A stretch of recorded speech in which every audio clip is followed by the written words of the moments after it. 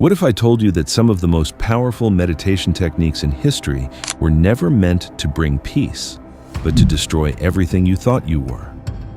For thousands of years, hidden deep within the mountains of Tibet and the cremation grounds of India, a handful of spiritual masters practiced meditations so extreme that they were kept secret from almost everyone. One asked practitioners to offer their own body to demons. Another demanded meditation beside the dead in the middle of the night. And the last required living in complete darkness for weeks, where the only thing left to face was your own mind.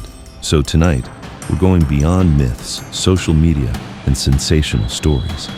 We'll uncover what these ancient meditation techniques really were, why they were created, the extraordinary masters who devoted their lives to them, and the profound lesson they were trying to teach. Because by the end of this documentary, you may discover that the greatest danger was never the darkness. It was the part of yourself you were never willing to face. So, if you're genuinely curious about the truth, make sure to subscribe, like this video, and let me know your thoughts in the comments.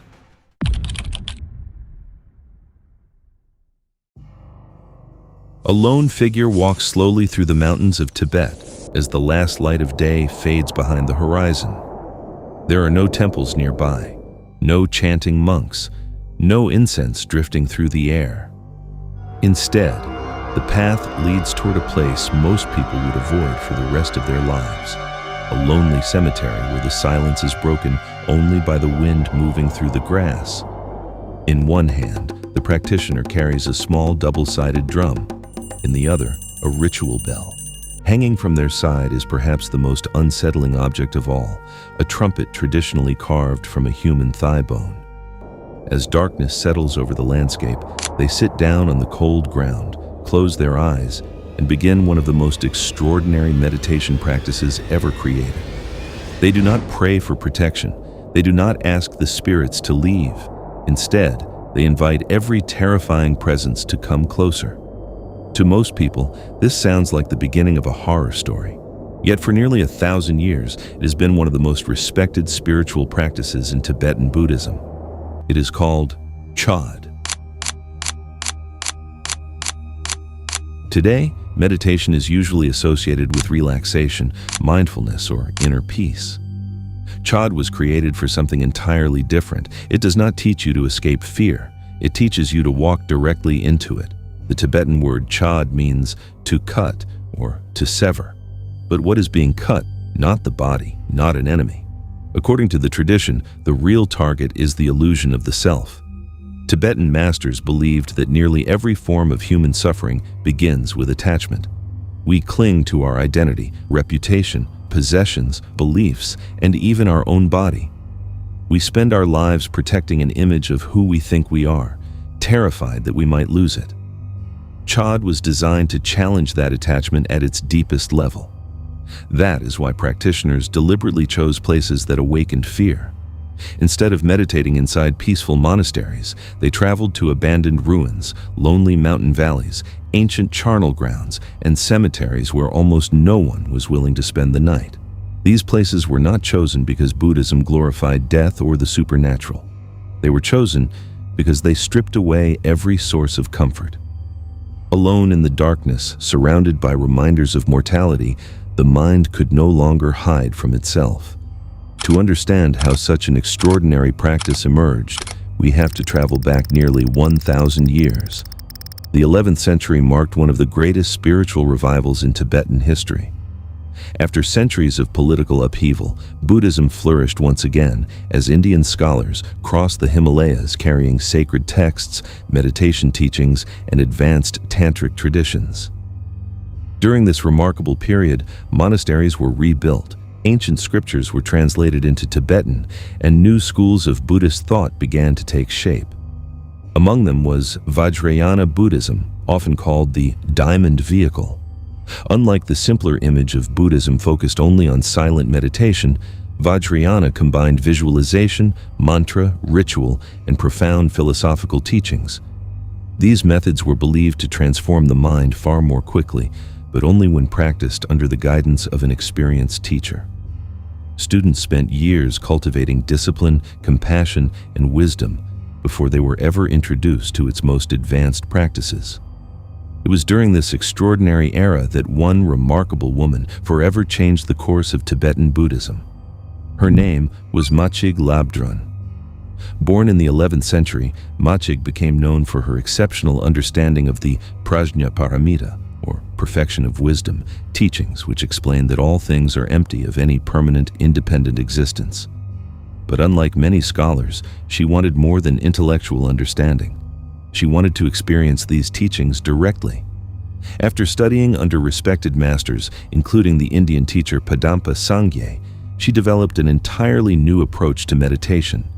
She asked a question that would become the foundation of Chod. If attachment is the root of suffering, what would happen if we willingly offered up the very thing we cling to most? From that insight, Chod was born. Instead of running away from fear, practitioners walked toward it. Instead of strengthening the ego through spiritual experiences, they practiced dissolving the illusion that the ego had ever existed as something permanent.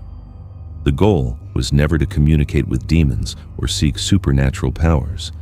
The demons of Chod represented the fears, desires, attachments, and illusions that exist within every human mind. Machig's teachings were unlike anything Tibet had seen before. Some questioned whether they truly belonged within Buddhist tradition. According to Tibetan biographies, respected Indian scholars later examined her teachings and affirmed that they expressed the deepest principles of Buddhism in a completely original way. What Machig created was not simply another meditation technique. She created one of history's most direct methods for confronting the human ego itself.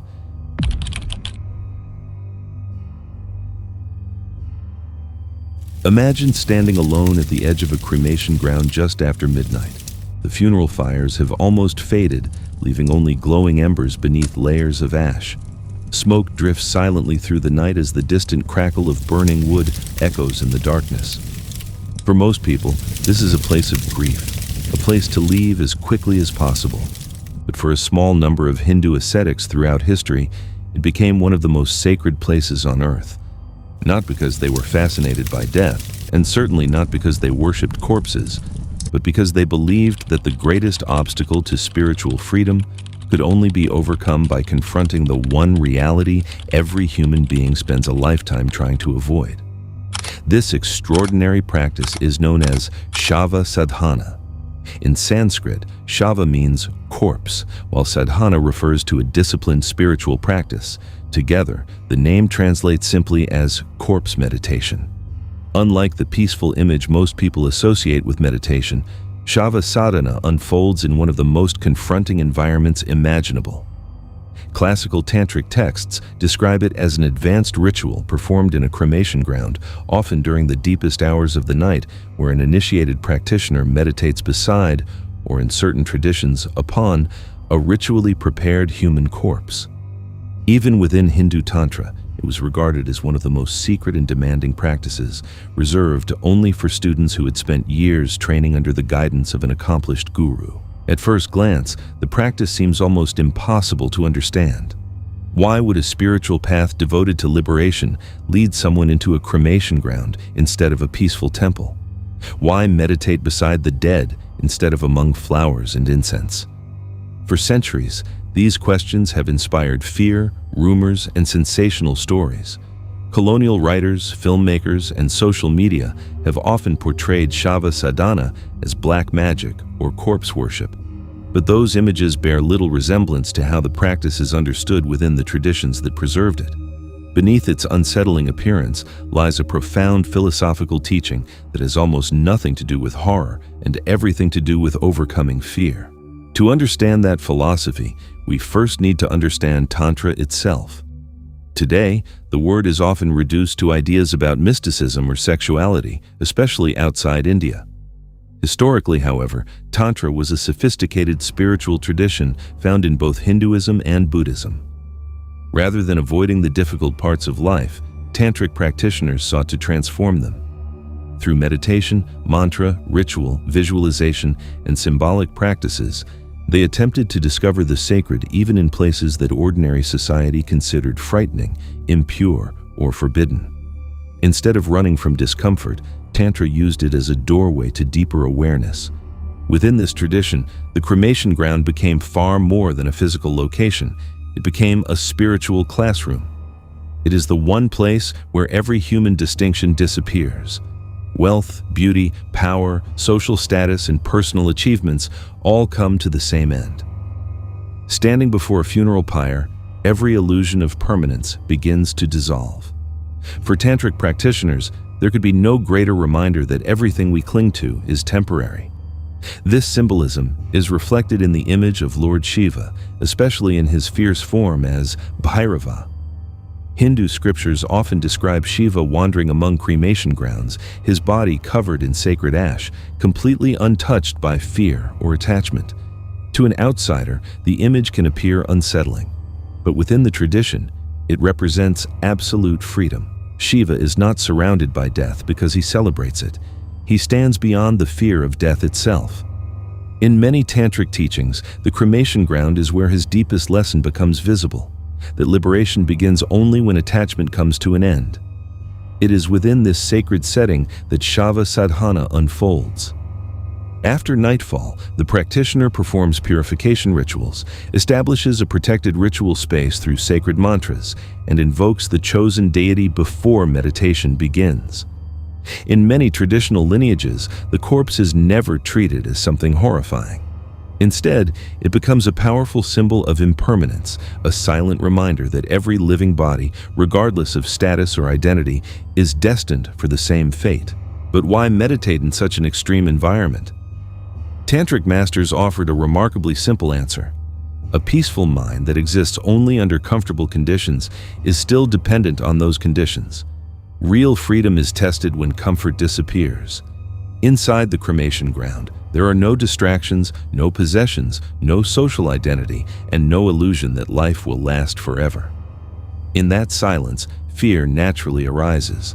Rather than escaping it, the practitioner learns to observe it without resistance. The goal is not to conquer death, it is to understand the mind that fears it. Classical tantric texts even describe frightening visions that may arise during the ritual. Strange sounds, terrifying apparitions, violent storms, or even the illusion that the corpse itself has begun to move. Whether understood as symbolic religious imagery, psychological experiences, or spiritual tests, the message remains the same. Anything capable of shaking the mind reveals an attachment that has not yet been overcome. The challenge is not to fight these experiences, but to remain completely steady in their presence. Few figures embody this philosophy more completely than Baba Kina Ram, the great saint of the Aghori tradition.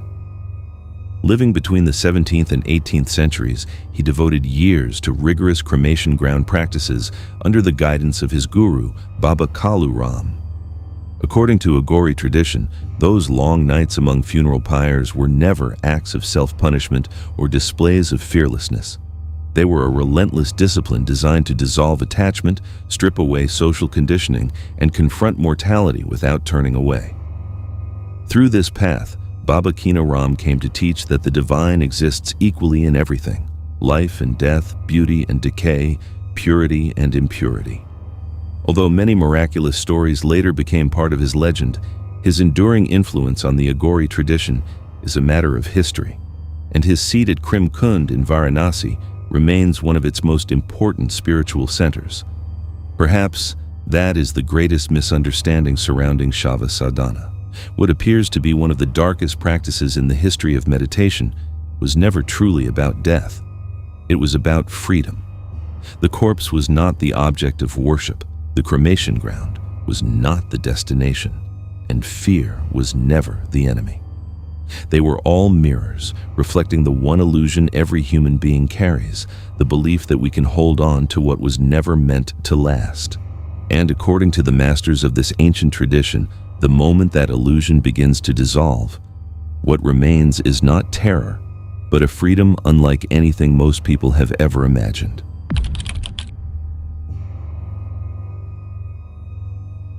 Imagine waking up tomorrow in a room where every trace of light has vanished.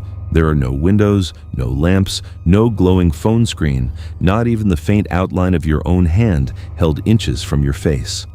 Minutes pass, then hours, but your eyes never adjust because there is nothing to adjust to. Day and night lose all meaning. Time begins to dissolve.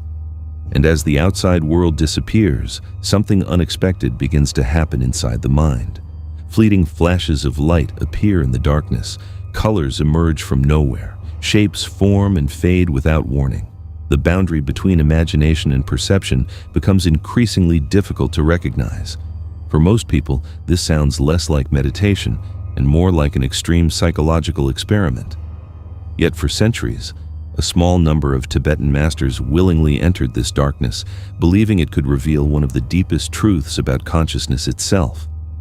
This extraordinary discipline is known as dark retreat. Unlike most meditation practices, which focus on the breath, mindfulness, or chanting, dark retreat begins by removing the sense we depend on more than any other: vision. The practitioner lives in complete darkness, not for a few hours, but sometimes for weeks or even months. Every source of light is carefully eliminated. Meals are delivered without exposing the room to daylight, and the practitioner remains completely isolated from the visual world. But the purpose is not simply to experience darkness. According to the Dzogchen tradition of Tibetan Buddhism, when the constant flood of visual information finally comes to an end, the mind has an opportunity to recognize something that has always been present beneath ordinary perception. To understand why anyone would voluntarily embrace such an experience, we first need to understand how Dzogchen views the mind itself. Most of us believe that consciousness is shaped by what we see, hear, and experience every day. Dzogchen masters saw things differently. They taught that our true nature is already complete. Beneath every thought, emotion, memory, and distraction exists a state of pure awareness known as Rigpa. Enlightenment is not something that must be created or achieved. It is already there. The problem is that we rarely notice it because our attention is constantly pulled outward by the endless stream of sensory experience. Dark retreat was never intended to create enlightenment. Its purpose was simply to remove one of the greatest distractions, allowing practitioners to encounter the nature of their own awareness more directly. These teachings belong to Dzogchen, meaning great perfection, one of the highest contemplative traditions preserved within the Nyingma school of Tibetan Buddhism and also maintained in the Tibetan Bon tradition. Although Dzogchen is often described as a direct path to awakening, it was never considered an easy one. Before students were introduced to its deepest practices, they typically spent years cultivating ethical discipline, meditation, devotion to their teacher, and a solid understanding of Buddhist philosophy. Only after this long preparation would they receive advanced instructions, because Tibetan masters believed that powerful methods without the proper foundation could lead to confusion instead of wisdom. Among the most closely guarded teachings of Dzogchen was a tradition known as Yangti, or innermost essence. Within this lineage, advanced practitioners engaged in a practice called thogal, often translated as leap over. During extended periods of complete darkness, practitioners sometimes reported luminous visions, circles of light, brilliant colors, intricate geometric patterns, and radiant forms appearing within awareness itself. Yet these experiences were never regarded as the goal. Teachers consistently warned students not to become fascinated or attached to them. Whether extraordinary visions appeared or not, the real objective remained the same: recognizing Rigpa, the clear and luminous nature of consciousness beyond every passing experience. This emphasis on preparation explains why dark retreat remained hidden from the public for centuries. Unlike modern meditation retreats, anyone wishing to undertake this practice traditionally required years of training, the guidance of an authorized master, and a stable psychological foundation. Even today, authentic Tibetan teachers approach the practice with great caution. Complete sensory isolation can be profoundly challenging, and without the necessary preparation, it may produce confusion rather than insight. Interestingly, modern neuroscience has also explored what happens when people are deprived of visual stimulation for extended periods. Researchers have found that the brain may begin generating its own internal imagery, producing flashes of light, vivid colors, geometric patterns, and other spontaneous visual experiences. Science explains these phenomena as the brain responding to sensory deprivation, while Dzogchen interprets them within the framework of advanced contemplative practice. These are different ways of understanding the same experience, each answering a different kind of question. Neither simply replaces the other. One master whose life reflects the discipline behind these teachings was the 19th century Dzogchen yogi Nyala Pema Dundul. Rather than becoming known through public influence or political power, he earned lasting respect through decades of solitary meditation and unwavering dedication to practice.